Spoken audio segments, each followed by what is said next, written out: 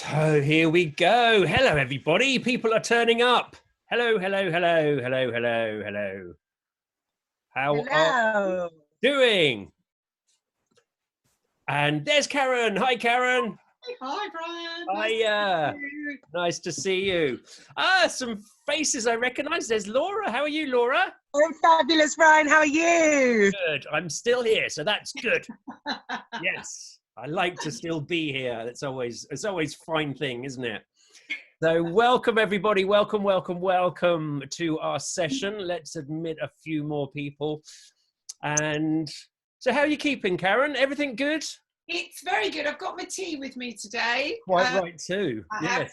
Cup of tea. I was thinking of getting something else because it's 5 o'clock somewhere, isn't it? One of those things. Yeah, that's not a bad idea, actually. Yeah. That. Yeah. Quite right. Seems to be getting earlier and earlier as we go on. Be careful with that sort of malarkey. Surprising. So we are joined by loads and loads of people. Welcome everybody. The way this works, guys, is I generally have everybody muted apart from myself and Karen to start with, and then what happens is once we get people asking questions, I get you to put your hand up or give it a wave or something, and from there what we do is I come and unmute you. So if I could just ask you to make sure you are muted, because otherwise we can hear sort of chat in the background and all sorts of things like that. If you have just joined us, very big welcome to our live Q&A session today with top TV presenter, agent. It's Karen Witchalls-Plunkett from PMP Agency. How are you doing once again? Nice to see you. Yeah, thanks, Brian. Thanks for that lovely introduction. And thank you very much for inviting me onto this session. I'm delighted to be here. And hopefully over the next hour between you and I, we're going to be able to give some, useful hints and tips and advice to everyone's on the call. Yeah, let's hope so, because it's a difficult thing, especially if you're new to the industry. It's like, why would you know what to do and where to start and how to go about it if you come from, maybe a job that isn't in entertainment, isn't in the the performance industry. It's like me going to get a job as a pilot. I just wouldn't know where to start, and I'd probably make loads and loads of mistakes and take the long route, and it could be so much easier if I could just sit down and talk to some pilot agents. I don't even know if they do pilot agents. I've just made that up. But do you know what I mean? It's one of those things that, if you just get a chance to ask a few questions, it can just lead you on the shortcut or make it so much more easy than going out there and doing pretty much what I did, really, making all those mistakes. And I think I pretty much made all the mistakes there are to make, if I'm honest, over the last 13 years. Which leaves there's only a few little things that I've got the right paths left, really, hopefully. So first of all, Karen, tell us if you don't mind, just a little bit about your background. What have you been up to, and where did you start, and stuff? Yeah, right. Well, thanks very much, Brian. Yeah, so I started from the age of 3, actually, in sort of a theatre and performance school, and I was one of those people, and now I realise how lucky I am that knew exactly what I wanted to do. And at that time, I was doing lots of live performance, live shows, and then I went to Guildford School of Acting and did the sort of musical theatre route, and then played roles such as Mrs. Potiphar in Joseph, etc., etc. Along the way, I actually, and I did tell this story before, back in the day, when you could take along, we had CVs, you'll remember this, Brian, CVs, 10 by 8, and photos 10 by 8. Oh yeah, the old 10 by 8s, I remember those. Yeah, 10 by 8s, that you had to get, and they were sent through the post. Doesn't happen now, things are much easier. Well, anyway, I heard about this audition for a presenter to go and work for Toshiba in Geneva at a live event, and I just thought, wow, that sounds really exciting. And so I actually gate crashed the audition and took my photo and my CV along and just said, will you see me? And very fortunately they did, and I ended up getting the job. And from there, I actually thought, oh, you know, I really quite, you know, I enjoyed the job. There was travel involved as well, you know, because we could. And I thought, well, you know, I'll look to pursue this further, which I did. And I've worked at Sky on a number of series for the sports area, Sky Sports. I dabbled, which I know you did as well, Brian, in shopping TV. And I have to say, some of the best training you can get for live TV and dealing with scenarios that come along. So Yep. you know, that was, you know, a brilliant experience. And I also studied journalism and media law. So that took me into radio news as a newsreader, and also worked for American Newswire agency, PR Newswire, producing, voicing and presenting stories that went out worldwide. And always along the way, actually, I was still doing the live presenting, going off to do various jobs. And I worked a lot with my husband. He was in the business as well. And we would get clients asking if we knew of anybody else. We've got a different project coming up. Could you help? And we sort of had an agency offline, for want of a better word, didn't have a website, but it was a way of helping other people we knew in the business to get jobs. And then sort of fast forward, and 3 years ago, that's when I sort of formalised everything and set up PMP agency. And that's really where my focus is now. And I have such a passion for helping other people, you know, coming into the industry, giving them advice as we're doing today, and, you know, getting them jobs. Yeah. So how long PMP been going for? So it's just 3 years, actually, Brian. Okay. We had our anniversary during lockdown in May this year. Okay. You know, a different way of celebrating, but still really exciting. And we were still, which I would say to everyone, we were still getting out there, let's say, particularly with, you know, our social media, letting people know what, you know, is happening and keeping in contact. And that is always something that I do advocate and recommend to people to do. Because, you know, even during this time, if you started to make inroads, don't think, oh, well, you know, I can just stop now and I can disappear. You know, the same as, you know, with your industry and your business, Brian, you haven't gone away. You've kept getting out there, and hence had these fantastic tutorials you've been offering. Yeah, see, I think, you know, one of the big differences from perhaps when we were doing our presenting all those years ago is that we used to send that a VHS cassette. Yes. People are going, a VHS, what? And the 10x8s, and, you know, basically just apply for jobs. Now, I'm not saying that has stopped, because you can still do that via Star Now and some of those great casting websites. But I think really now it's about building relationships. It's about forming so that the producers, the directors of the shows that you're interested in, or the agent that you're interested in, just knows about you. You are constantly sending updates and sending bits in and little clips of what you've done, and et cetera, et cetera. And so you're kind of just on the radar. You're on the radar within the circle of people that you're interested in working for. And I think that's a big change. Yeah, I would totally agree with that, Brian. You're absolutely right, because, you know, people are a bit quieter at the moment, which in a sense can be a bit of a bonus, you know, link in with people, you know, do your Google searches, find the programs you like and who might be the producers, the commissioning editors, etc. And then, you know, as I say, link in with them and, you know, send your clips. And then if you haven't got a response, then, you know, try again, because it doesn't mean they're ignoring you. It might mean, you know, there's something going on. They could be now starting with pre-production. Things are starting to move.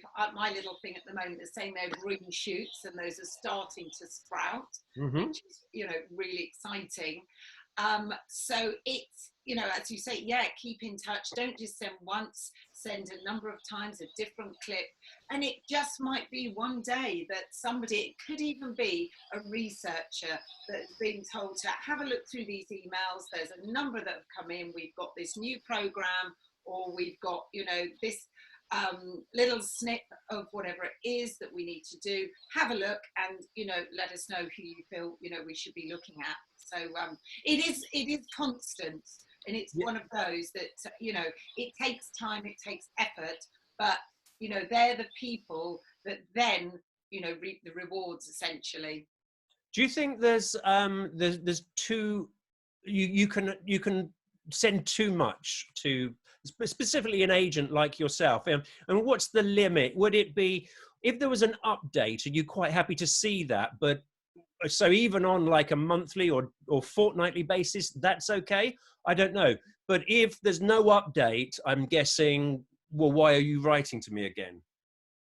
Yes, well, it might be though that you've just, as an agent or producer, you haven't even seen that email. So I say to people, don't be worried in your head that you think you're bothering people too much. I'm in the middle of 2 projects at the moment that, as I say, green shoots starting to sprout, which is really exciting. And I know I've had people send information in, and I've got them in a file set aside for when I know I've got time to have a look. So I always say, as I did before, response, or if you think you're badgering them too much, because it might just be that they haven't seen that email yet. Right. Yeah. So updates are acceptable. So keep doing it until they tell you to stop, sort of thing. And then ask them why. Say thank you for the reply. Exactly. Yes. Yeah. So stalking in a good way. In a good way. Not the bad stalking, the good stalking. Yeah. Yes, definitely. Talking of which, how important do you think your talking of which, your online presences on things like LinkedIn, on things like Facebook and a YouTube, is it essential now that we have that exposure online, do you think, as performers? Well, yeah, I would say yes. And I can speak from sort of experience of a job that was going ahead. It's been postponed, it's coming back, and it's for an ITV children's programme. And when they were casting for that, they definitely looked at the social media footprint. Obviously, you have to be careful about, especially if it's children's TV, about what you're posting. And I had a conversation with somebody about this the other day, because they had something, it wasn't really risque, but it just, if it had been, for example, children's TV, it wouldn't have been the right post for people to be seeing. So, I'm focusing that area just as an example. So they did look at social media presence, and I guess for program makers, producers, etc., if you've got an audience and then you're cast on a show, a program, or whatever it is, then that audience is going to be coming with you, and so that's a bonus. So it definitely can work in your favor, and especially, if you're an expert or it's a particular genre that you're focused on and you're posting, regularly, and you've built up a community, then I'd say definitely beneficial, but not the end of the world if, everyone's sort of listening and suddenly panicking and thinking, I haven't got an online presence. If you haven't, you can just take small steps and start with, say Twitter, or, get your LinkedIn profile set up and up to date and working for you. So don't be overwhelmed by it all. Have a look and think, for our industry, LinkedIn, yes, a good place to be. Twitter, so you often see with BBC, ITV, etc., there's a lot going on Twitter, a lot going on Instagram. So don't be overwhelmed by it, but good to make a start, definitely. Sure. You mentioned as well that, if you are an expert in the field somewhere, how important is that these days? Because I remember when I started off, I was thinking, well, I'm not an expert in anything apart from, I don't know, going down the pub. But what if somebody sat there going, I'm not really an expert in anything? Does that mean the door's closed to me? No, definitely not. So there are presenters that, are all-rounders, let's say. And we do work, specifically in the corporate market, and there's lots of cool for corporate videos, promotional videos, product videos, informational videos that go out there that are really, really nice jobs. And so, you know, that's a whole area that exists. And it does cross over, and we do work in children's education as well. So videos for BBC Bite Size and Pearson Education. So we regularly do, you know, projects for both of those companies. And you don't necessarily have to be an expert. It's, you know, fitting the brief for what the client is looking for. And then we can relate that back almost to show reels and clips. So, you know, if it's corporate market that you think you're suitable for, then, you know, be mindful that, and I always say that the client is often looking to see a clip that stands out, that is actually very similar to the job you would go and do. So you're almost tailoring your clip or that first piece of show reel in that instance to, you know, what that client's looking for. Yeah. And Yeah. so would you say, when it comes to show reels, and I'm sure if anybody doesn't know what a show reel is, I'm sure most of people here do know, but it's a little 2-minute examples of lots of little tiny clips of bits that look like bits of work, really, or examples of you presenting in different scenarios. But if I'm a new performer, and I've seen this a lot of times, and I was wondering what your thoughts were about this, is we want, as a performer, we want to show all the things that we can do. So I can sing and I can juggle, and I can do the weather. I can be a children's TV presenter, but also I've got a little bit of knowledge in quantum physics while I'm doing light entertainment and a bit of sports commentary. Should I just bung it all on my show reel? Well, it's worth sending, because ultimately we're looking for, you know, you as the personality, how you come across, and, you know, always how an audience will react to you. And, you know, whatever it is that you've got at the moment, those first, 5-10 seconds have to be attention grabbing. And even if it goes on and if it is a mix of pieces, you know, we want to see you, your personality, and how you come across. That's, you know, one of the most important things. And then we sort of drill down to more of the technical side that obviously I know you cover when you do your TV presenting days, and numbers of days, Brian, that you offer. Yeah. So I think, you know, one of the things we often say is it's okay to show a variety of different things that you can do, but try not to go from one extreme to the other. Because, you know, I've seen videos out there of people appearing on a chat show or in the audience or being interviewed on the street and then doing a bit on an iPhone. And so it's just, and then singing perhaps, and then a bit of dance. And where does you know, where do we stop there? Is that just too much? That's just too much for us to. Yeah, I would agree that is too much. And if you and actually I watched through a show reel quite recently it wasn't a finished article. It doesn't necessarily have to be, but it was very long. And as you alluded there, Brian, there were lots of clips from all over the place. And, you know, it was, you know, I was able to give feedback, able to review as you would do as well, Brian. And actually within that, there was a lot of really good little segments that could then come together and make it far more cohesive. So, you know, for somebody then viewing it, you could see immediately the personality of the person, and then it sort of naturally moved forward in a sensible way. It made sense that the clips that came beyond that first, you know, introductory clip actually made sense, and they didn't go off all of these different tangents. Mm-hmm. Do you think as well, and I've had this question before, just to let everybody know, I'm not going to hog Karen's time here. I'm just sort of start warming us up. I'm lulling her into a false sense of security, and then I shall hand over the questions to everybody who's joined us. But do you, well, what was I going to say now? I've forgotten. It's gone out of my head now. I've mentioned that. Get over here. Get over here. Get on my... Oh, hello. Somebody's joined and they haven't muted. Let's. let's mute that. There we go, and that one as well. Just check that you are muted, guys. Now, what was I going to say? Oh, it's a really good question. It will come back to me. Don't worry. Don't worry. Don't worry. So, we've had. Oh, yes, that was it. I remember. Oh, yeah, go on. It was actually looking at Laura because I've worked with Laura a couple of times there. So give us a wave, Laura.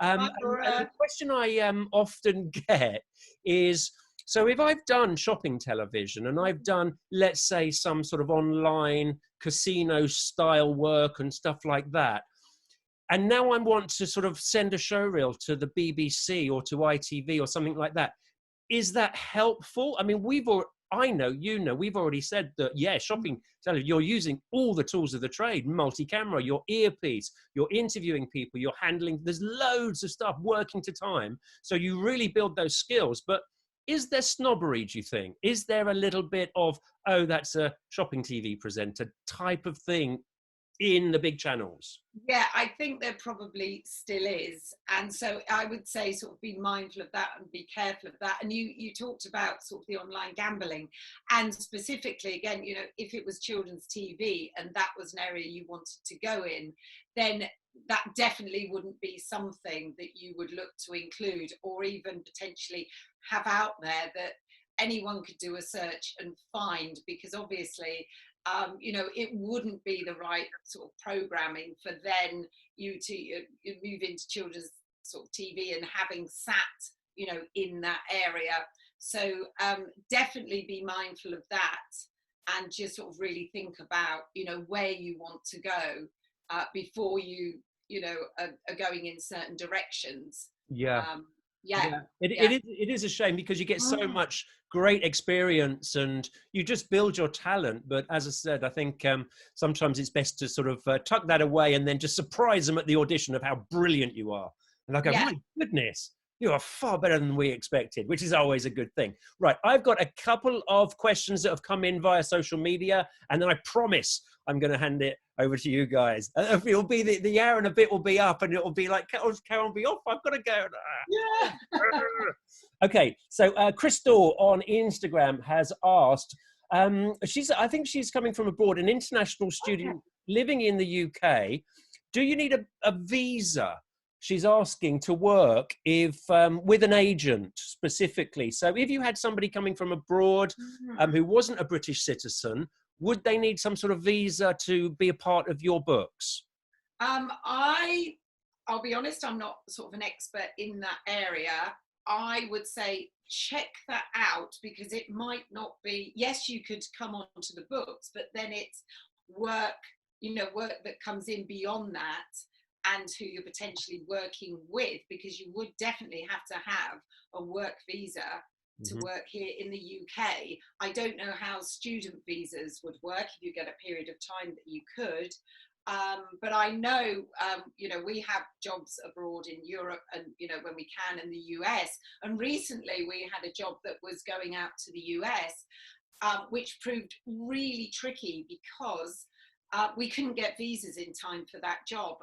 Very fortunately, I have an absolutely fantastic American presenter that is with me, and she, you know, A, fitted the brief because she was a journalist and she'd worked in the medical field, and B, she had a US passport.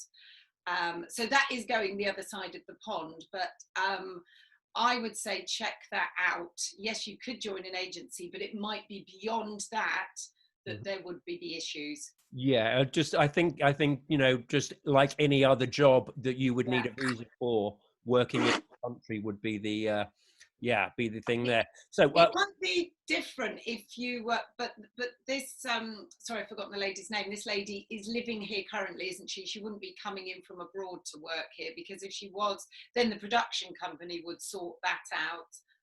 But I think she said she was here, Brian, is that right? Yeah, she's living in the UK, but she's an international citizen. Yes, yeah. So I would say, do some research around that. Yeah. Because I think definitely there would be some work visas that might need to be, you know, applied for. And yeah. Okay. Another one from Instagram, popular little thing, Instagram, isn't it? Would you, this is from Millie. I don't know if Millie's joined us, but she's asked, Would you ever just take on a presenter with absolutely no experience? Well, it's, you know, you need to send something. We need to see something. So even if, you know, you're recording your own videos or you've got videos on YouTube, as a starting point, you can send those through to agents. And if you look on agent websites, you can see generally who the contact is, or there's a page to make contact. So if you haven't got anything and you're starting out, you know, just for some feedback, then, you know, it's worth a go, without doubt, because you just never know. You could be that little nugget, that little bright spark that the agent suddenly goes, oh, wow, yeah, you know, I think that individual's got potential. Or it might be, you know, there's something coming up that, in fact, you know, you could even be put forward for. So, you know, you've got to start somewhere. And then, you know, the online services that Brian mentioned, the Star Nows and the Mandys, and there's something called Presenter Promotions. They all have, you know, jobs that you can, when you're just starting out, are, you know, good to apply for, and will give you experience as well. And even if it's, you know, a low paid job, ask for the footage, so that you then can start gathering clips of work that you've actually, you know, been out and done, that you can then add or send in as a separate clip. And it's another way of making contact at a different time. Yeah. So get all that, and that's a collage of your work, really. It's a video CV, isn't it? Yeah. Definitely. Okay, so what I think I'll do is just open this up then to anybody who's got a question. Now, the first little hand I've got seen, there's JSM. Have you got a question for me, JSM? I'm going to unmute you. So, oh, you haven't got a question. Oh, you're just waving. Oh, that's cool. Hello, welcome. Nice to see you. Anybody got a question? You can either just wave physically. Okay, we've got Vish there. So Vish, I am going to unmute you now. How are you doing, Vish? Hi, Brian. Very good, thank you. How are you? I'm good, thank you. My phone's just going off. I'm trying to stop it. I don't know how to. How do you stop it? Oh, anyway. So, Vish, what question you've got for us? Hello, Karen, as well. So nice to meet you. Likewise, my question is actually directed to you. So I've been a commercial breakfast show radio presenter on a British Asian station for just over a year. And I'm trying to move into British mainstream radio now and take my career to the next level. And I'm really struggling to secure representation. I keep on getting the same response from agents. I send off my show reel and I either get, you know, sorry, we're really full at the moment, or we've got very, very similar voices to you on our books already. So what can I do to overcome that problem? What I would say is, I don't know if you've sort of researched agents before you've sent your details over to them. There, you know, if you Google, you'll find, you know, there's a whole raft of agencies. So what it might be worth doing is, you know, having another look and looking at who the agents are representing to see if they haven't got somebody that has your voice currently on their books. So that might be a good starting point. Also, and I don't know if you're doing this already, are you sending directly to these stations yourself and trying that route? Bauer Media is one of the big ones that do a lot of the, you know, stations. You know, find out people that you potentially can send your reel into directly and try that route as well. You may have already done that, but I don't know.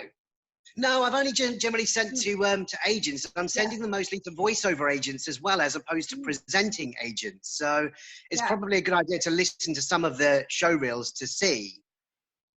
Yeah, no, definitely. If you've just been sending to voiceover, then yeah, as I say, have a look at sort of agents and have a look at who's on their books, listen to voices, and, you know, if you think, there's a gap there, then, you know, send in your reel.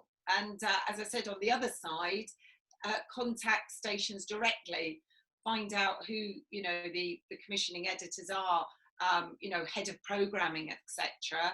which is much easier these days than back in, you know, Brian's and my days.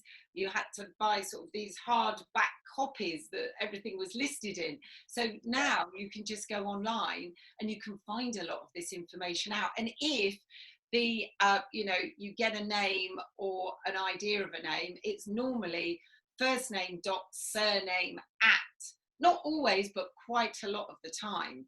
And so you can kind of guess if you haven't got an email address there. So hopefully that gives you a little bit of, you know, another area that you can sort of tap into there and see how you get on that way. Brilliant. Thank you very much. Cheers. Thank you. Good luck, buddy. And don't forget that stalking on LinkedIn as well. It's a great platform to find. Thanks, Brian. Yeah, LinkedIn, excuse me, is another good place to find people. Yeah, so definitely try that route as well. Yeah. Thanks, Fish. Okay, anybody else got a question for Karen here? Give us a wave. There we go. We've got Kathy there waving. I'm going to unmute you if I can. And there. Oh, I think we're playing unmute and mute, aren't we? Okay. So you unmute yourself. I'm not going to touch it. There we go. Hello, welcome. You're on. Hello. How are you? Yeah, good. Thank you. First of all, thank you for hosting this. I really appreciate it. Pleasure. Yeah, I have wondering if there's any specifically. Obviously, I have it's not actually an American accent, although it does sound it, but it's more American than British. Do you recommend? And is there any specific agents that deal with American voices over non-American voices, or does it not really matter? Again, I would have a search and find if there are that do specifically deal with American voices.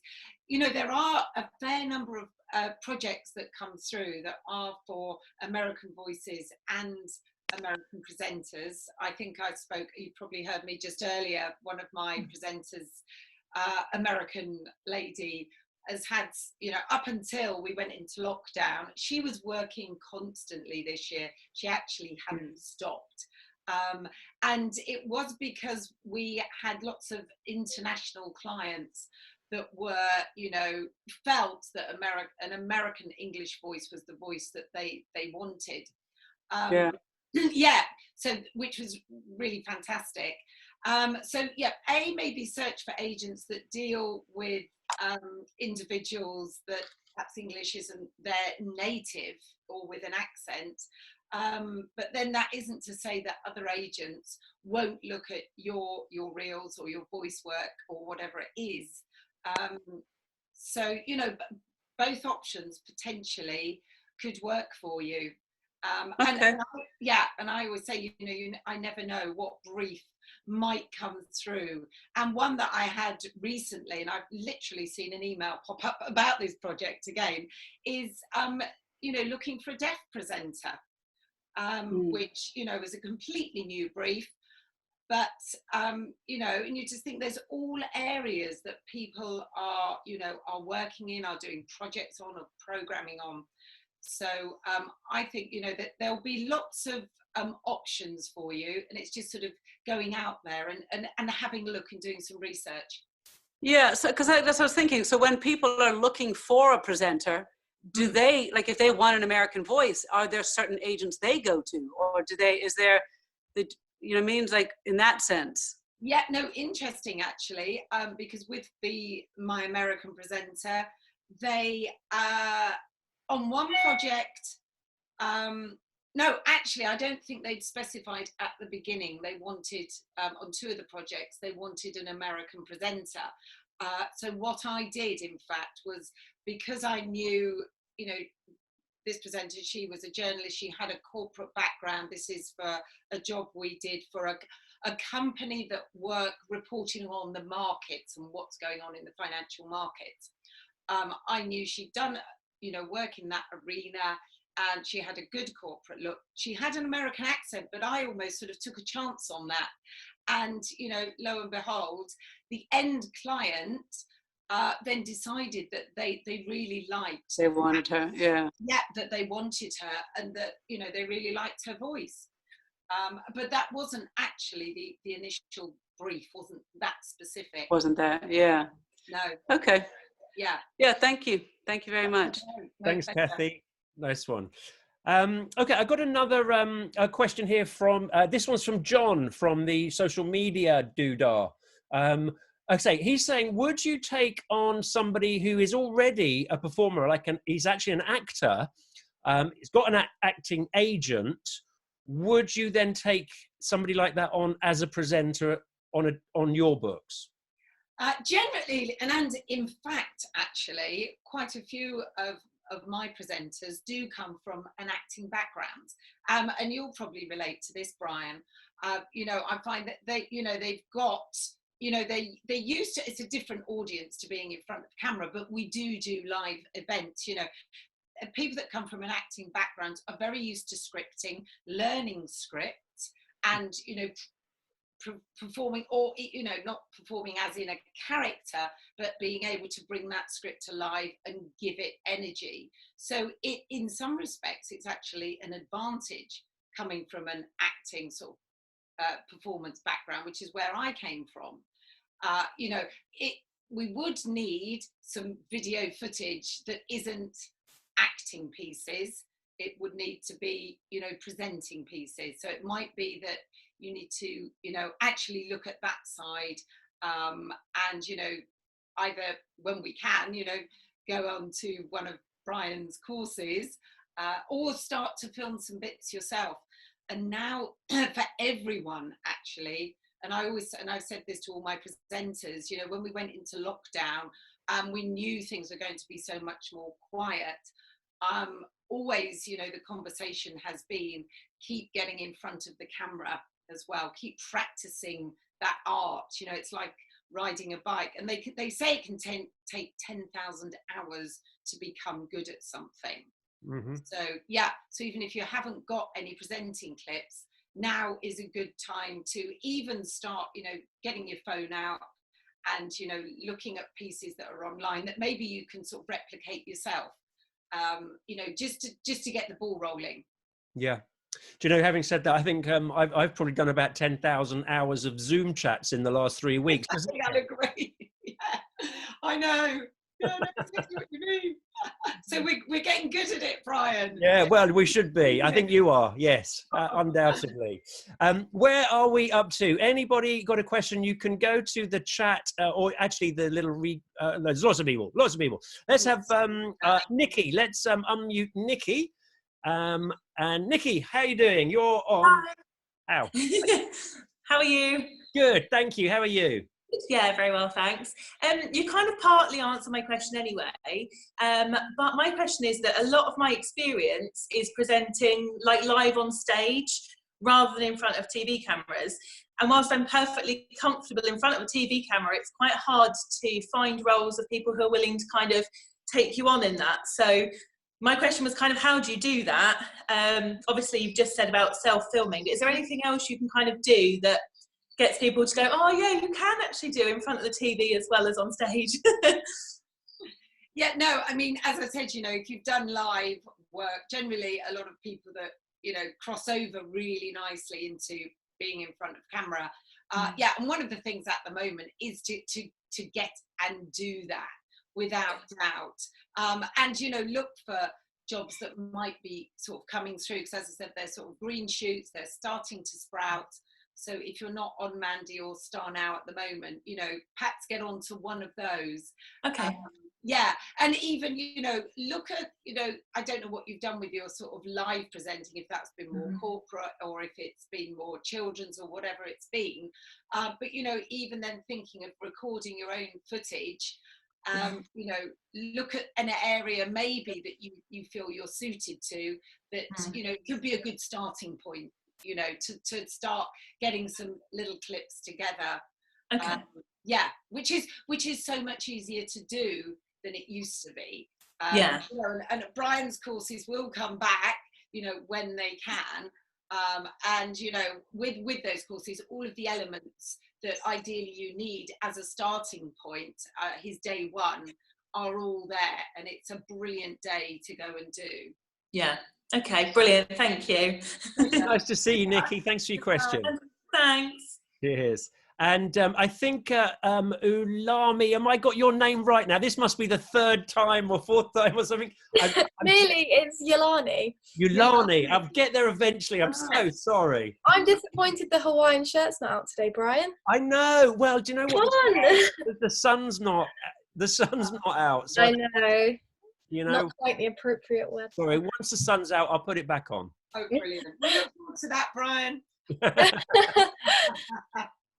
Yeah, I was just wondering whether most of the presenters in your agency had kind of like an area of excellence, or whether they were more generic presenters who were good at everything. Yeah, no, really good question. So I'd say I've got a mix of people. So anything from people that are weather presenters, news presenters. There's one of mine is a chef. So we've got certain areas of expertise. Children's presenters as well. Others are, more general. We talked about that earlier, and quite a bulk of work that does come in is for, the corporate sector. And, many people that I represent have worked, within that sector extensively. And so it's a bit of a mix. So it's a long way around of saying it's a bit of a, yeah, definitely. Right, thank you very much. That's okay, it's a pleasure. Nice to see you again. You too. Cheers. Bye now. Okay, where are we up to? I'm going to just scroll along because I'm looking at the first page and there's like, I don't know, like 30 people on that. So I'm going to scroll to page 2 and see who we've got. Okay, here we've got a couple of people waving. How about Poppy? Hi, Poppy. I'm going to unmute you. You are unmuted. How are you doing? Hi there. First of all, lovely to meet you all, albeit virtually. And thank you so much for doing this. Good to meet you too. Thank you. So you've actually touched upon this very briefly already, but I'd just like to dive into it a little bit more if you don't mind. It's not too dissimilar to Vish's question, actually, in terms of wanting to break through. So I've been lucky enough to be full-time employed in the shopping TV industry for the last 10 years across 2 different channels. I've got experience in other areas, corporate, auto queue. I've done many other jobs, but my main experience is that of shopping TV, and I am looking to sort of break out of that. Well, not break out of it, but move forward, progress my career. I have a great interest in documentary presenting, and I do actually have a nutrition background. So it's sort of a 2-pronged question. Firstly, what advice might you have in terms of making a breakthrough in the sort of the documentary world?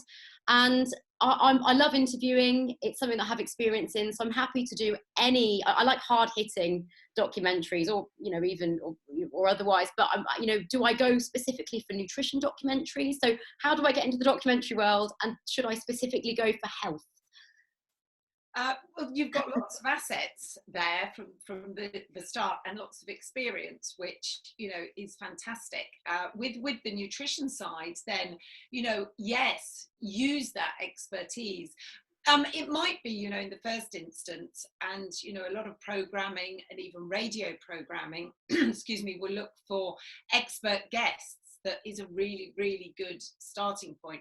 I don't know if you've got any footage or any work that you've done that you can show on that nutritional side. If you have, great, and get those clips together as as standalone, even a shorter show reel, and separate those out for if they're already on a reel with your shopping TV and any other work that you've done.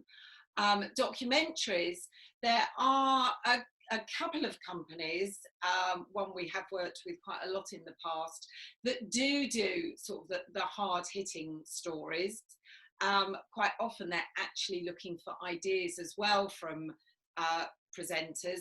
Sometimes also for more of the hard-hitting side, sort of documentaries, they're looking for a journalistic background as well. And on top of that, sometimes these days, even people that self-shoot, which has become probably more common than when Brian and I were sort of fully in front of the camera. So hopefully that's given you, some ideas that you can take away. So definitely, with that nutritional side, use that without doubt. And I don't know, you know, again, with sort of social media, if you've got a footprint there, that you could then, you know, use your expertise and start to post more around, you know, your expertise as a nutritionist. So that could be a way to go.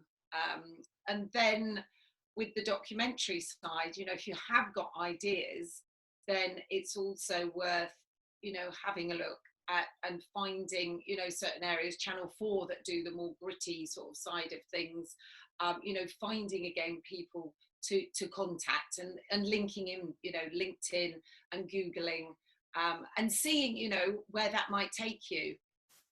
Fantastic. Yeah, thank you. That's so helpful, because as you say, you know, shopping TV is great and it's given me such brilliant training, but there is arguably perhaps a little bit of a stereotype. And I think from shopping TV to documentary, it would appear in other people's eyes that it's quite a big jump. So it's just understanding the best way to do it if I need to go and get journalism training or so on. But yeah, you can actually start that online. Yes, there exactly. is, good I think maybe Gemma might be putting a link up there to an online. There are a couple of essential modules which are things like the law and stuff like that.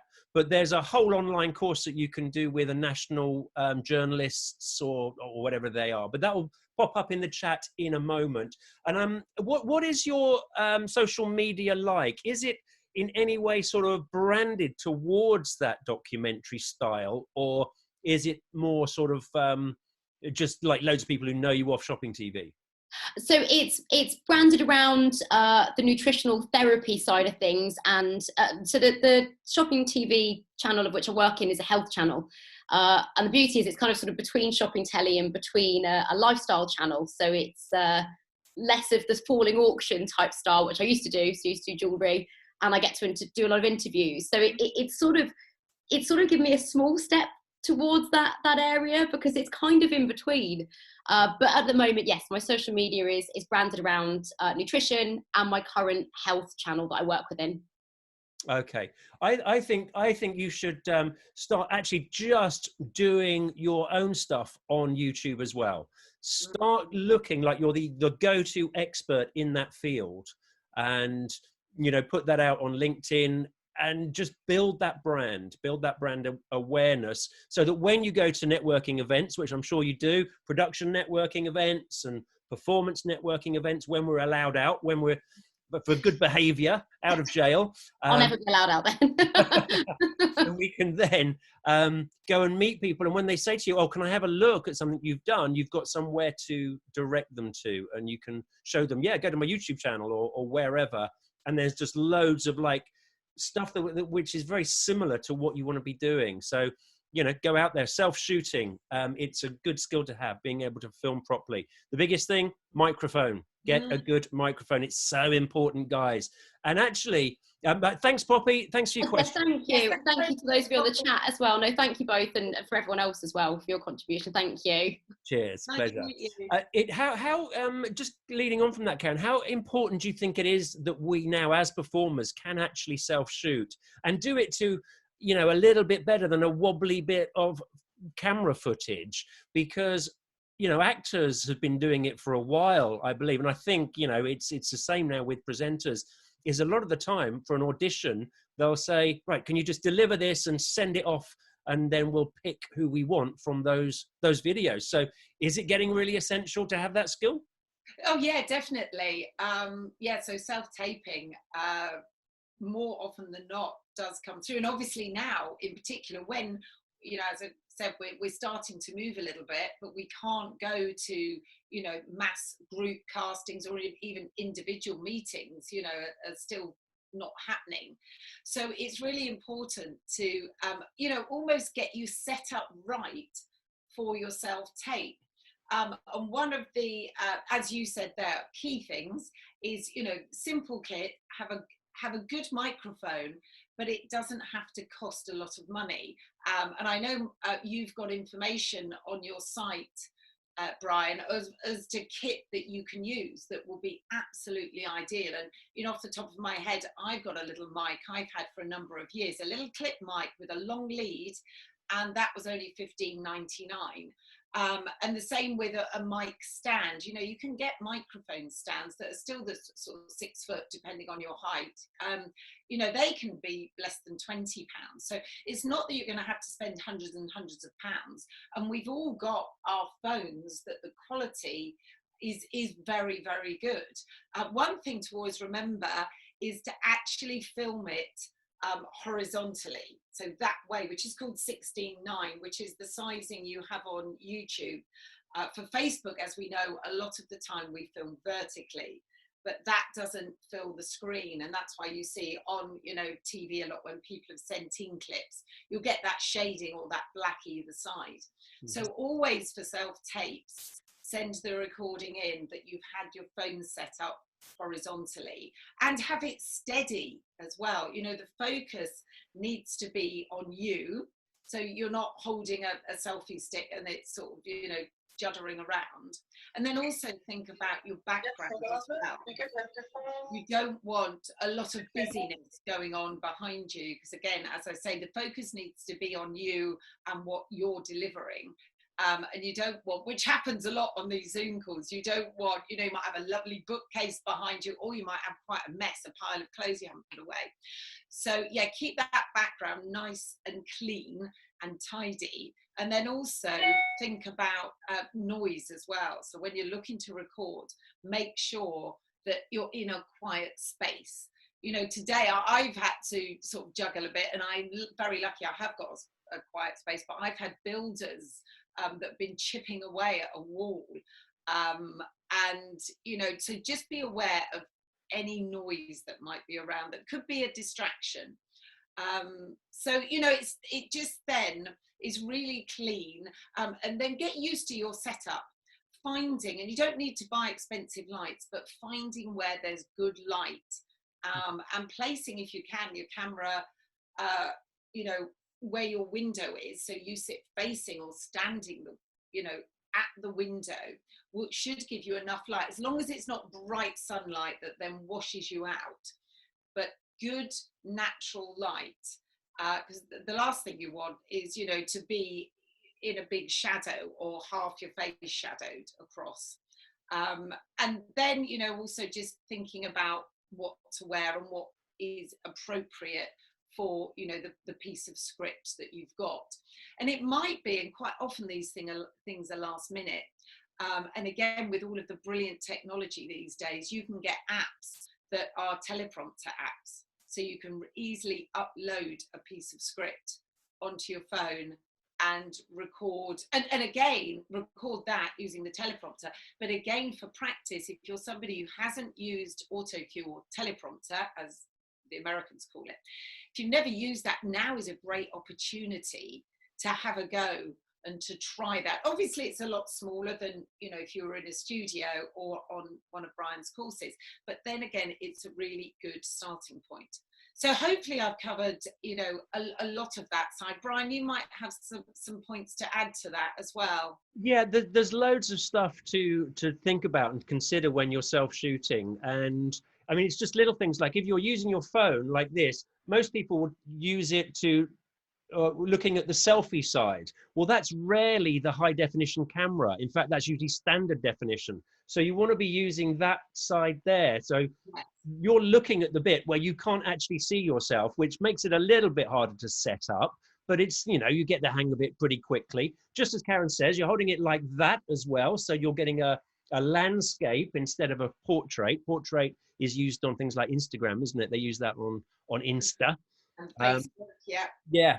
And then just plug a microphone into it. As we've said, there's a link up there now in the chat, which is to our equipment for self-shooting. And all I've done, there's a couple of PDFs there that you can download. So it's just things like to take into consider about what to wear, what not to wear. And just as Karen said, where to position your equipment so that it's not a massive white bright source behind you, and we can see you properly and we can hear you properly. And then there's just a load of suggestions, and that's all they are, stuff that works for us, stuff that I know works nicely. It's all listed there on that page, completely free. my gift to the world. How about that? So go along and have a look, and you know, if you need anything, you can just click a link and go to Amazon and buy it if you use Amazon. So yeah, super, good. Where are we up to? I'm going to scoodle along. Scoodle is a word I've just made up. So where are we? So there's Sophie. Hiya, Sophie. How are you? Hi. Nice to see you. How you Yeah, long time. doing? Yeah. Are you well? Yeah. I am, yes. Still haven't got my first job, but hey. Keep at it. Keep at it. Still keeping at it. I've improved on social media though. So, Really? yeah. I think I have different personas on different medias though. Is that okay? I don't know. You've got different personas on different. Yeah, that wasn't my question, by the way. Oh, okay. My question more directly to Karen. Hi, Karen. Hi there, nice to meet you. Is you mentioned earlier about you were asked about a deaf presenter specifically.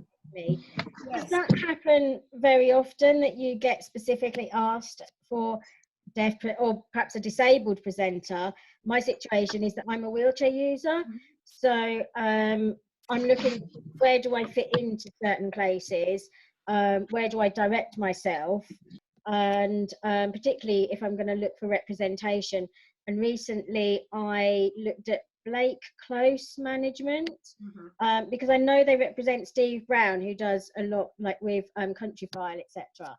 And he's a wheelchair user, and he's done other things, one of the looking around people's homes, which was really interesting because as a wheelchair user, I wasn't expecting, I thought, how are they going to do that? He can't go upstairs. But they did it in a different way. They let the people go upstairs by themselves. So I was able to see from him how different varieties of shows could work despite being a wheelchair user. So that's my question to you, is finding the right sort of agent. Should I target agencies that solely represent people with disabilities, or, you know, agents that are geared towards presenting as a general purpose, and hope that they would look at me and think, yeah, the wheelchair doesn't matter, and actually I sometimes get asked for more diverse presenters. So Yes, really, really good question. And you know, I think you can target both actually.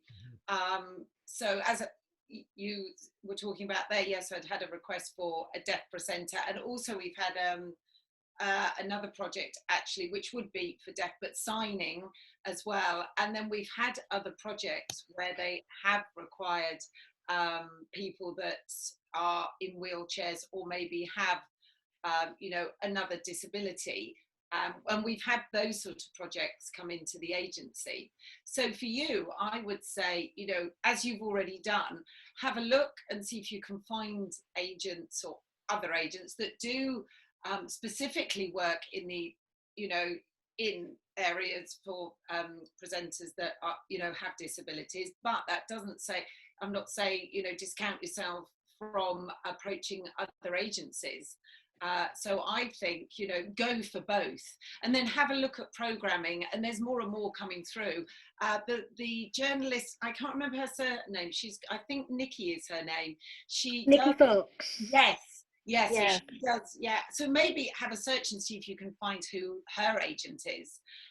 You know, she does the One Show, and she's done various other programs on TV. So maybe, you know, use her as, you know, a really good example for you to do some research on, and then even have a look at, you know, her LinkedIn profile, her social media profile. It might give you some other ideas as well, and then again, you know, link in with people. If it's agencies that you find, you can, you know, go onto LinkedIn and see if you can link in and send, you know, a little message via LinkedIn.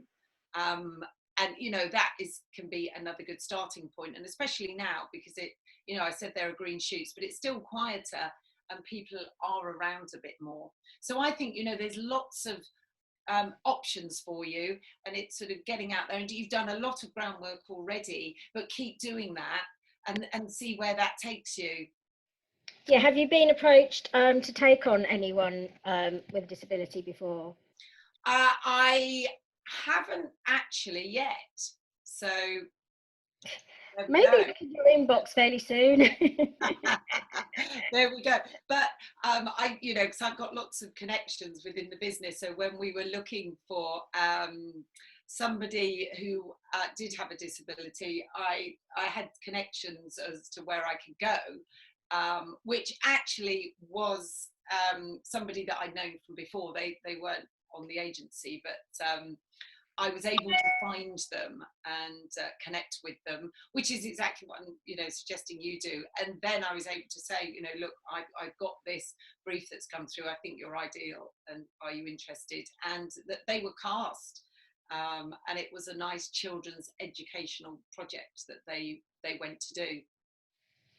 Okay, brilliant. Thank you. Lovely seeing you, Sophie. And you, Brian. Take care. We'll speak soon. Okay, so just following up on that as well, I think sometimes it's really important, because just being what I would call a jobbing presenter, so you're going from one job to another job, and things like Star Now are awesome for that, because there's all sorts of jobs coming up every week. There's things to look at, but I found that was hard work. Because you're constantly looking for the next job, and sometimes you get a nice job where you get a couple of weeks on something maybe, but you're always looking for the next job for that. And I think it's important to really sort of put your YouTube channels together. I know I've already said this, but whatever it is that you're passionate about, your passion, nobody's really going to come knocking at your door asking you to come in and, you know, do this mega brand new show stuff. It's almost like these days you've got to prove yourself and say, look, what are you bringing to the picnic?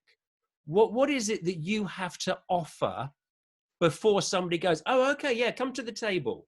Come to the table, because you've got ideas, you're creative, and not only that, but you are really comfortable on screen. You know how to work the cameras in a studio, and you've just got that eye, that ability for entertainment in a way. What's entertaining about this conversation? And when I say entertaining, the conversation could be in the corporate world. It could be politics. It could be anything. But entertainment means it's holding people in. You're engaging people, and you have that eye for it. So I just think, you know, the days of just being a jobbing presenter where you do a voiceover for this safety video, and I'm saying these things because I did this when I first started, and then you do a week where you're doing a number of things on a different project, and then a couple of days there. I mean, it's just too much like hard work. We all have to start somewhere. It's great for getting your show reels together and great for finding that experience. But ultimately, surely if you can work in something that you just have that passion for, just as we were talking earlier on with Poppy, I think it was, and, you know, she's got this thing about nutrition and stuff like that. If you can just, you know, spend your days talking about and to people and making documentaries or whatever it is in something that you're genuinely passionate about, that's what keeps you going. That's what keeps you going through the really difficult times. And that keeping going is so important, because sooner or later, you know, you'll get some luck. And everybody's going, oh, you've got to be so lucky, haven't you? Well, yeah, a little bit of luck doesn't go amiss, but the harder you work at this, the more luck you get. It really is, that is the case. And so if you're doing something that you don't have to force yourself to go and make a video on it because you're just so into it, then that's what's going to drive you through until that luck turns up somewhere along the line there. So start getting creative, start writing your own stuff, start putting documentaries together or shows together on whatever it is, vlogging on YouTube, and just start doing it. Don't procrastinate. That's the biggest thing. I saw this lovely phrase that I put on the website not so long ago, which was, don't wish that in a year's time that you'd started today. And it's kind of like so true. I mean, I don't know about you guys, but time's flying by. I've been stuck at home. You know, I mean, I've gone to the shops and gone for a walk, but that's about it. And time is going so quickly. I mean, it's just like, I wonder, how did I used to go to Pinewood and then go back to the pub in the evening and then come home and do a bit of work and then... I can't do that now. I don't think I can do it. There's not enough time in the day. So, when you get out there, just start putting stuff together, because it does go so quickly. And in a year's time, you'll be going, oh yeah, I remember that that Zoom session we had with Karen, the agent, and yeah, I still haven't done anything. I should really get around to it. Do it now. Start your YouTube channel. Start filming. Start self-shooting. Get your ideas out and be brave about it, because we're our worst enemies, aren't we, when it comes to that? We always go, do you know what? It's not perfect. Oh no, I'm not going to put it out. It's not perfect. There's a saying which is go ugly early. Yeah. I learned that a long time ago, as you can probably see. Go ugly early, which means, it's not going to be perfect. It's not. You're going to have bad sound on some of it. You'll get the lighting wrong. You'll fluffle words, another made up word. You'll do stuff wrong, but get it out there. Get it on YouTube and start the process.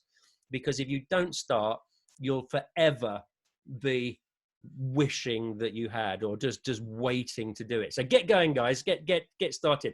I don't know what that little outburst was all about. I just felt like it, really.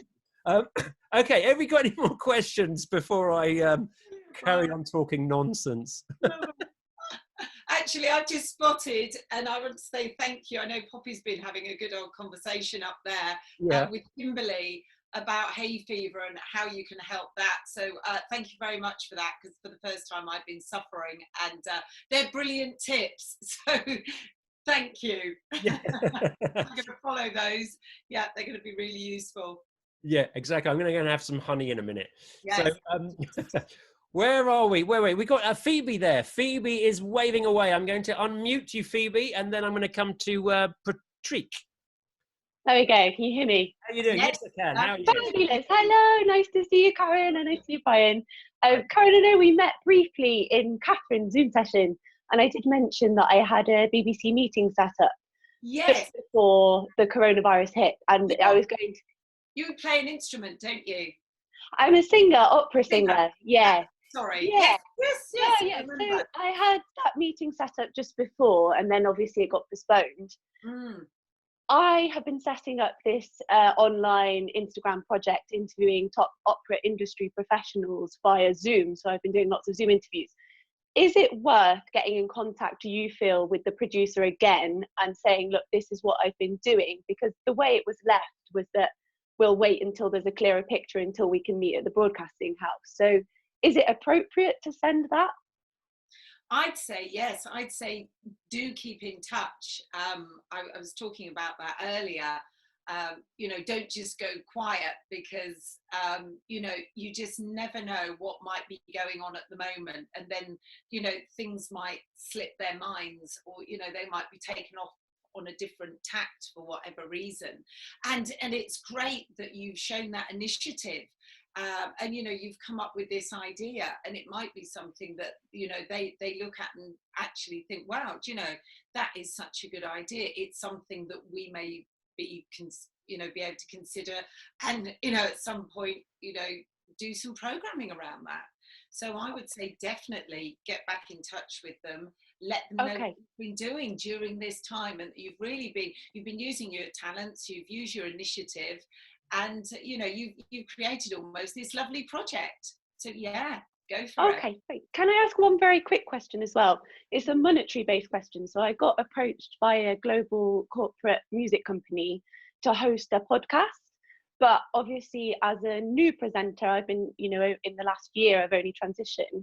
What is a standard fee that I should be asking if I'm doing the work from home and they're sending me all the equipment? What would you suggest for a fee?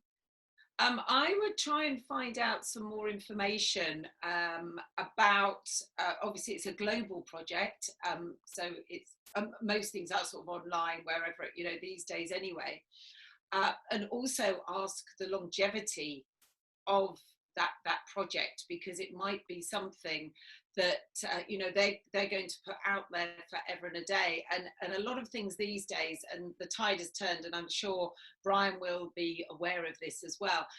There's a lot of jobs that come through now that companies just want to be able to use the footage forever and a day. So it might be worth finding out if there's a timeline to them putting this out, or if they want to use this, you know, for years and years before you sort of commit or start thinking about even, you know, putting together any pricing for them.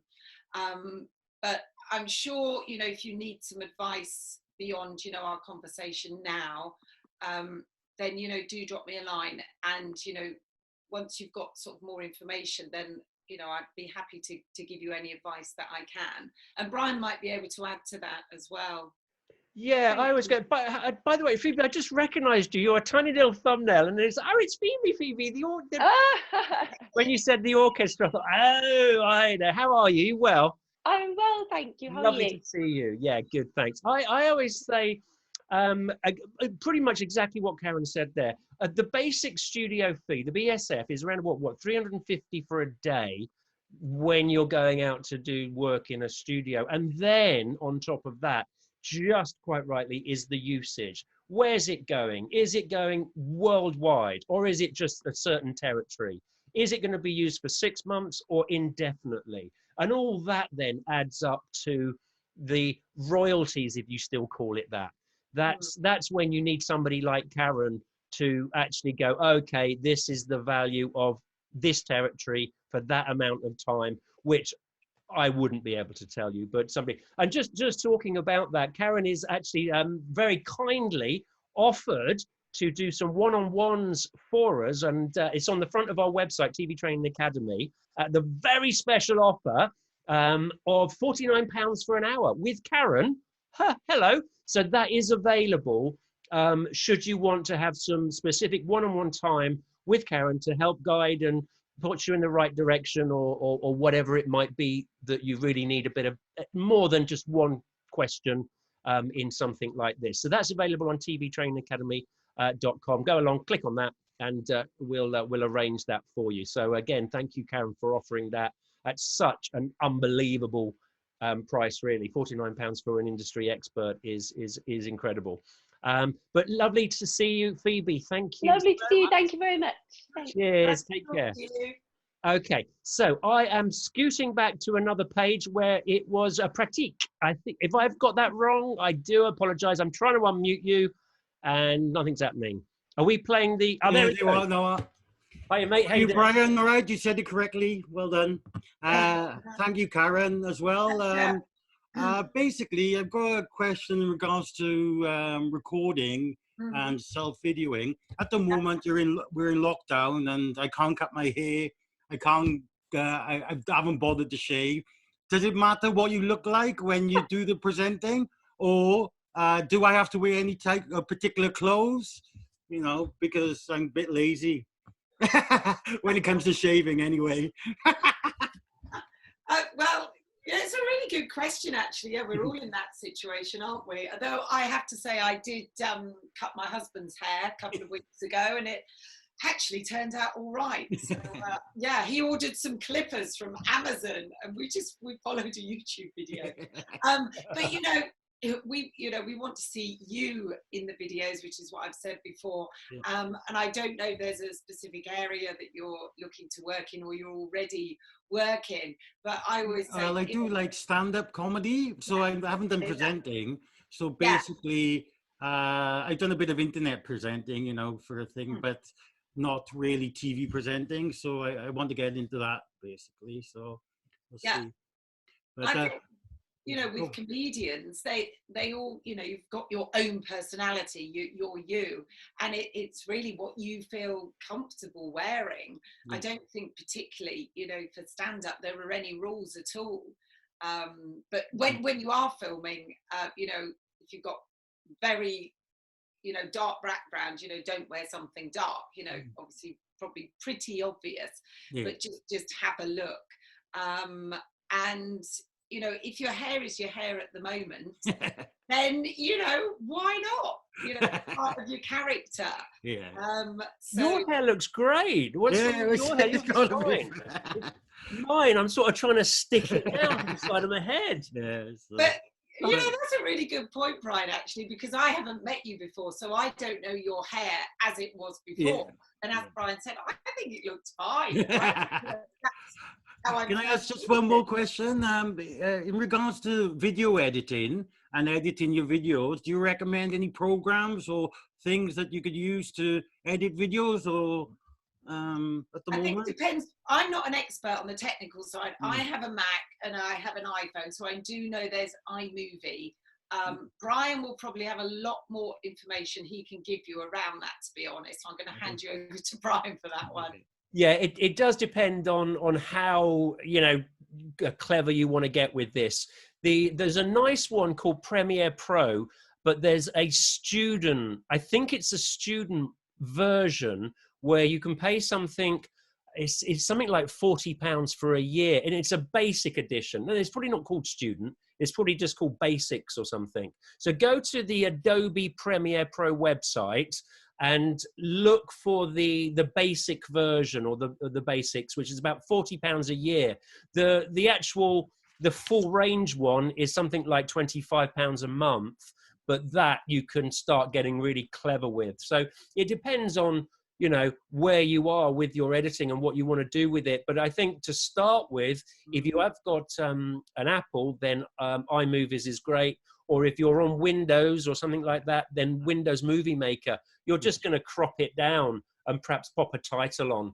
You're not going to get too, you know, overly chroma keying and putting in special effects or anything. Okay. Color correction, you know, until you want to really step up to another level, just use the basic ones that come free with your operating system.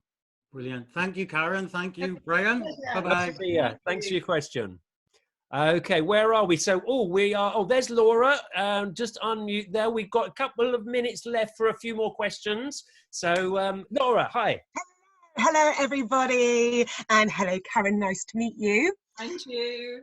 I'm a bit like you, Karen. I went to theatre school, did all of that. I'm still an actress.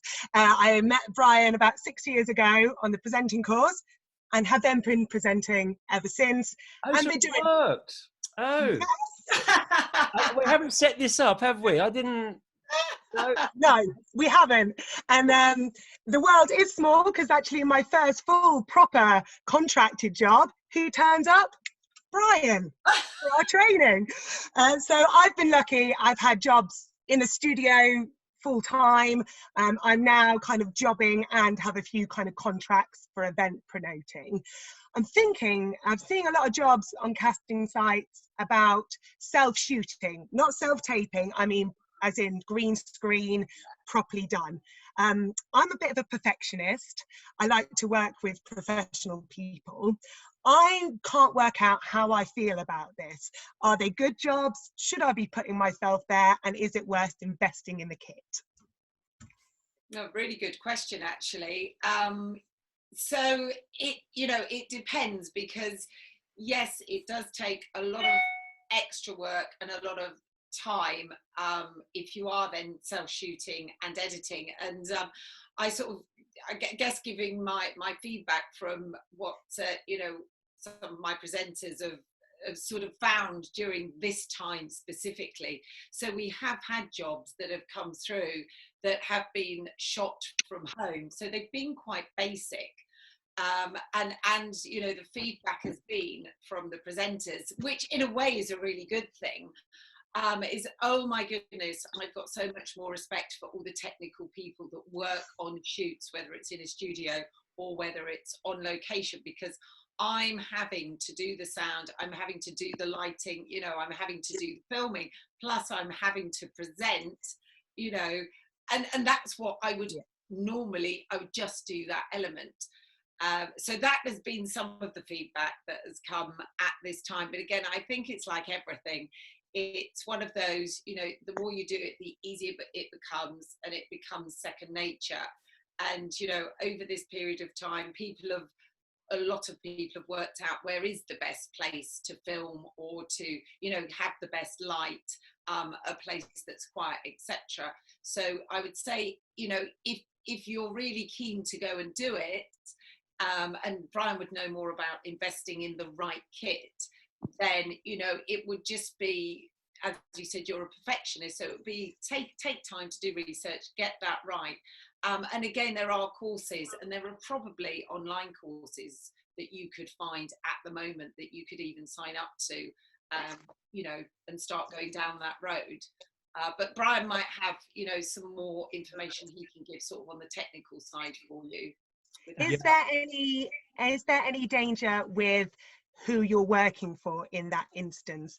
I'm seeing a lot of these come up that they want maybe explainer videos, nothing kind of political or any of those, but companies I've never heard of, again, not really sure of the usage. As a presenter, I'm questioning if that weakens your brand, if you know what I mean by that. Well, you know, as I say, at this moment in time, we have had jobs, and obviously, you know, the difference is I know the production houses, mostly we've worked with them before, and it's been, you know, a gear changed so that those production houses can still deliver to clients. So in a sense, it's kept us all going and, you know, work coming in.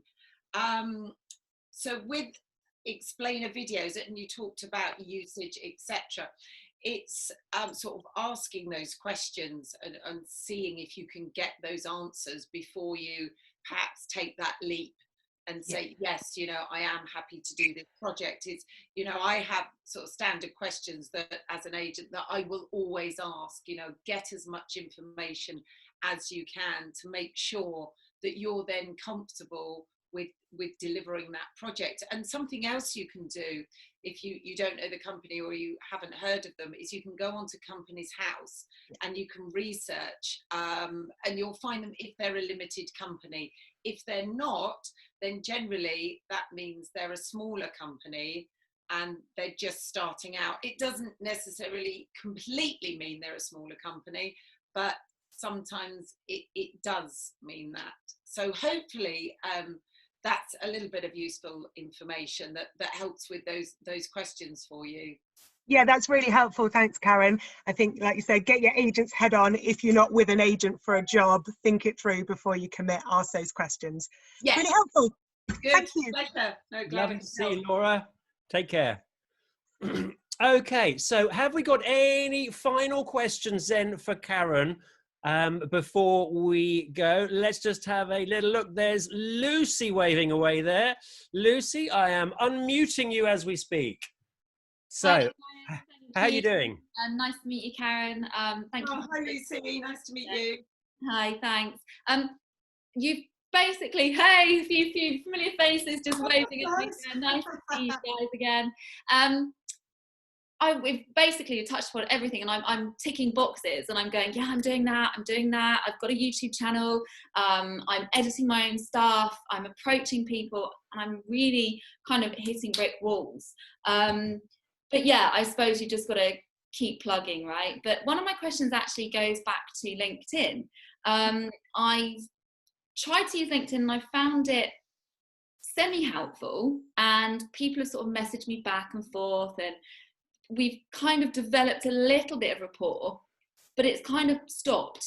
And also I'm finding what's the best way to market myself on LinkedIn, because I don't think you can put videos or footage up on it. So yeah, oh, you can.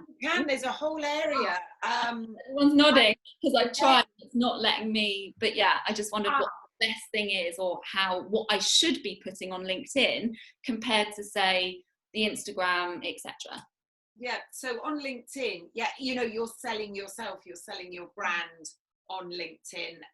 I've got and most people have, you know, we've got a PMP profile, but then for LinkedIn, it's mostly about individuals. So I've got my own profile on LinkedIn, but what I've sort of cleverly done with that is I've got my presenter show reels where you can add show reels. It's a little bit further down, but so you go in and have a look, and there's sort of spaces to edit, or, you know, Google, how do I add a show reel to LinkedIn?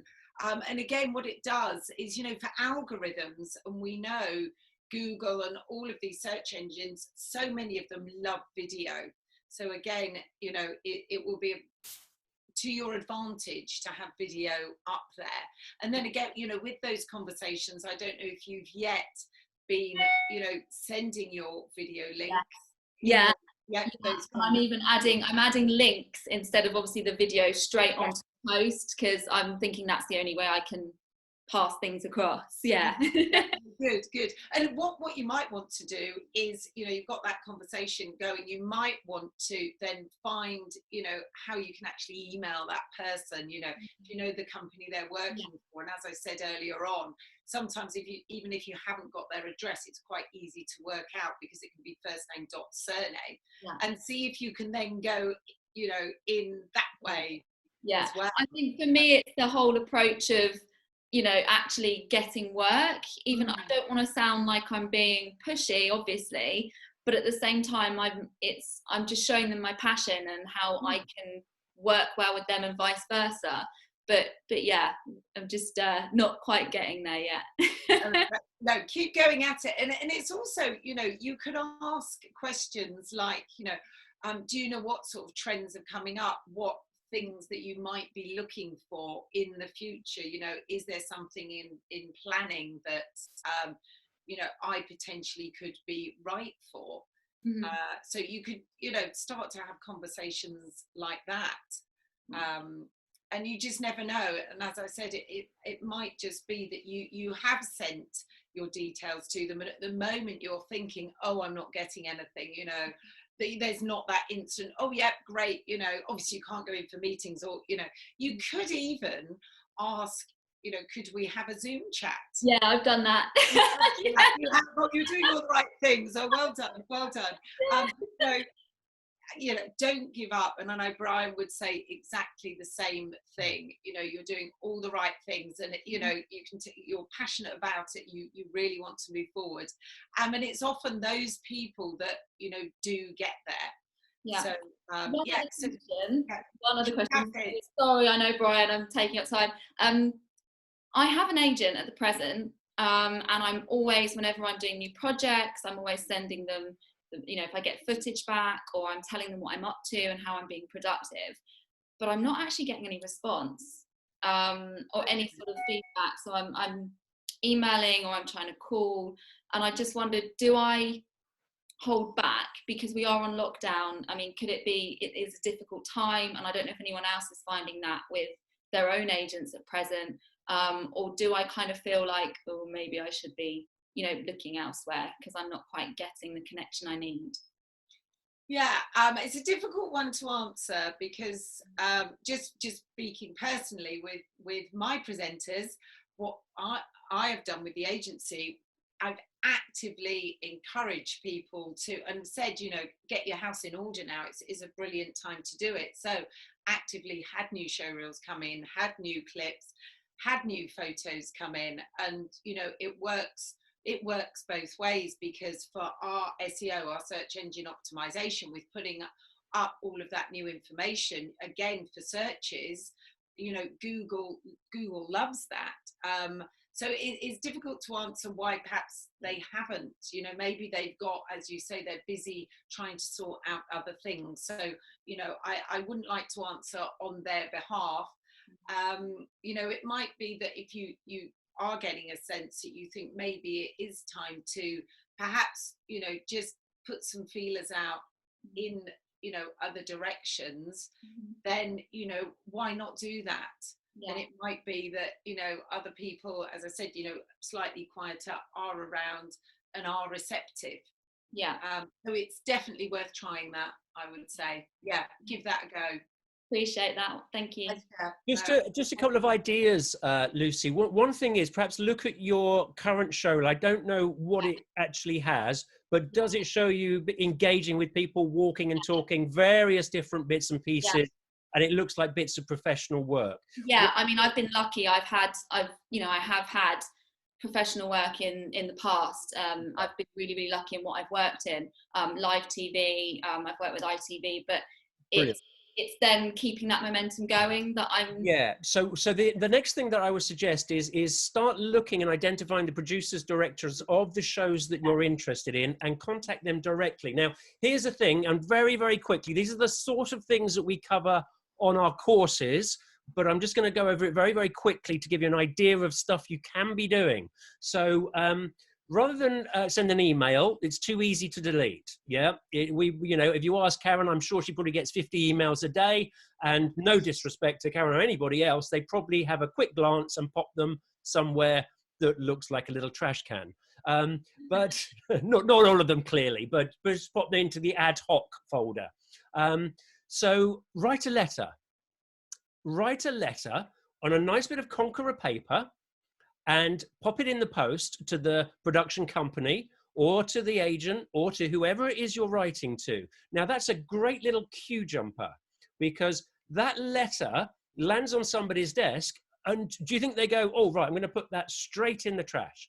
No, they don't. If at Pinewood, a letter lands on my desk, right, I pick it up, have a little, oh, it's got perfume, lovely. Don't put perfume on it. I'm joking. Do not do that. But actually, the point I'm trying to make here is I open it and I have a look, and there's a little picture. Maybe there's one of those ultra thin USB cards, sticks, you know, those tiny little ones that cost about £6 or £7. Maybe that's got your showreel on it. Okay, so there are ways of jumping the queues, but how about this as an even better thing to do? If this is just the absolute dream job, you know you're right for it, you really want to make an impact, well, we're presenters, aren't we? We're communicators. So we've identified that person. Anybody who's worked with me before, seen me before, you'll know what I'm going to do now. But we make a little video to the person. We're presenters. So let's say we've identified the Horse and Country show, and it's Mrs. Jones who produces the thing we like. Put a little compliment, or at least an observation to show that you've watched the actual program. You would be surprised that how many things come through and it's just, oh, I want a job, I'm a good timekeeper. No. You tell them, like you would any other job, why you're writing to them, what you think's good, or whatever it might be. So make a little video, look at the lens like you do normally and go, hello, Mrs. Jones, we haven't met, so I hope it's okay to contact you like this. After watching the Horse and Country show, I feel that I'm very similar in a way to your current lineup, and I like the way that you've included saddle cleaning in the dressage hour. There's got to be a bit better than that, okay? I'm making it up. And then say, I've had lots of experience as in competitive equestrian sports, in fact, 15 years. And for that reason, I'm sending you my show reel, okay? Any feedback would be great. So make a video and then have your show reel playing afterwards. Then pop it on one of these little beauties, okay? Now these, I've had these specially made in a factory in China. This is part of the TV Training Academy. This is what we do. Pop that in a bubble wrap envelope and send it to Mrs. Jones. She gets it on her desk. She's going to open it up and go, hello, what's going on here then? Hello, Mrs. Jones. We haven't met, so I do hope it's okay to contact you like this. I was watching the Horse and Country show the other day. It's all set up, you see. I did that beforehand. See what I did there? But the point is, I know this works. Now, one of the people we work with at TV Training is Helen Shepherd. She's a BAFTA-winning director of BBC, ITV, Amazon Prime.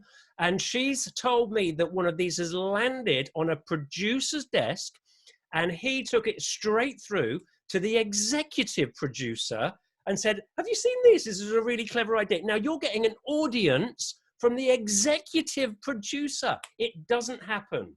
Okay, so little things like that, and there's lots more you can be doing that get people work. Okay, this is what you've got to be doing. You're thinking outside of the box here, and those again on the equipment for self-shooting website on TV Training. The link was up there earlier.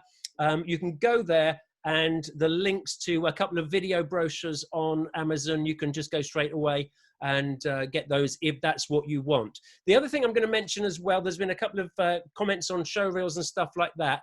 Go to our website and join the members area. It's free if you haven't done it. There is a forum there. You can put up show reels, questions, have a community. Even today in the last hour, there's been a community going on in the chat here. So take it to the members area and continue that. Ask people about, you know, things you're not sure of, companies you're not sure of. Ask them about production or whatever you want to do. And there's full of like-minded people who have got lots of experience that you can share. So that's just go to the TV Training Academy join the members area. I'm just going to start wrapping up here because we've kept Karen far longer than I promised. So I do apologise. It's fine. But Karen has again, I've been sweet talking Karen, twisting her arm, and she's going to come once we are out and free to go outside. Yay!